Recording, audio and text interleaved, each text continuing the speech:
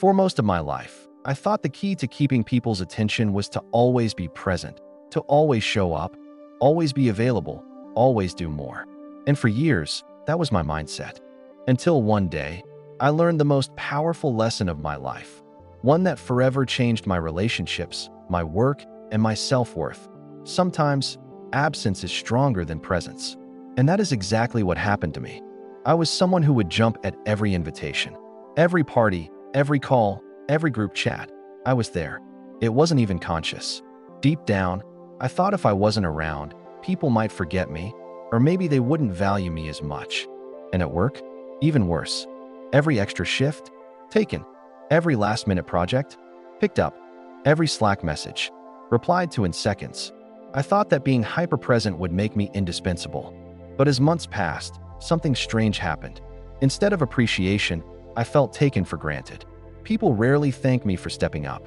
My boss assumed I'd do extra work without acknowledging it.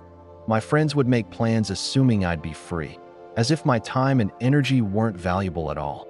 And worst of all, I felt invisible.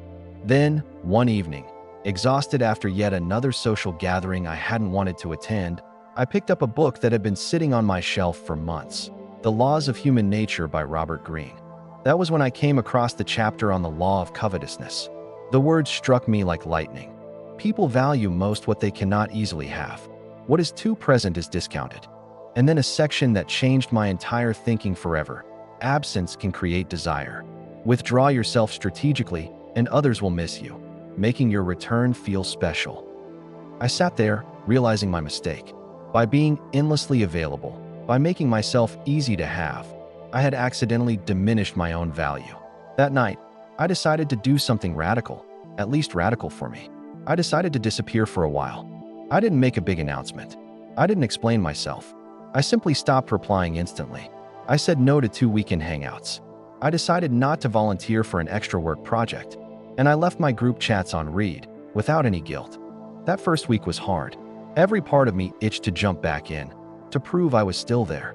But then, a funny thing happened. People started reaching out. Hey, are you okay? Haven't seen you in a bit. Work's been different without you. Let's catch up. It's been too long. For the first time, my absence created a kind of curiosity and interest that my constant presence never could. And it didn't stop there. With every extra day I held back, just a bit, I noticed a shift. My friends planned around me, eager to fit into my schedule. My boss acknowledged my contributions more openly. And most surprising of all, I felt more respected and appreciated by others and by myself. I was experiencing firsthand the impact of Greene's law. By stepping back, I became someone who was valued rather than taken for granted. And what struck me most was that my relationships actually improved. When I was present, I was more engaged and energetic because I hadn't exhausted myself trying to please everyone. That experience became a blueprint for my life. At work, I stopped being the first one to reply to every Slack message. With friends, I stopped attending every casual meetup and focused on spending time with the people who truly mattered. And on social media, I slowed my pace of posting. And you know what? My posts got more attention. My messages got faster replies. My weekends felt more mine. Absence gave me back my power of choice. And whenever I did return to someone or something after a pause, I returned refreshed, and they noticed. Over time, I realized this wasn't just a clever tactic. It was a profound shift in my self-worth. By allowing myself to disappear for a bit, I was telling the world and myself, I'm valuable. My time is valuable. My energy is valuable. And once I did that, people naturally began to mirror that respect back to me. More than anything, this practice has given me freedom.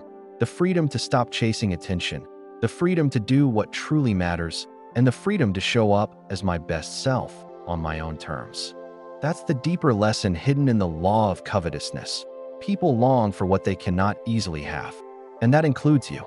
By mastering the art of strategic absence, I learned that I don't need to do more to be appreciated.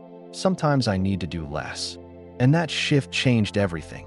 My relationships, my career, and most importantly, my own sense of self-worth.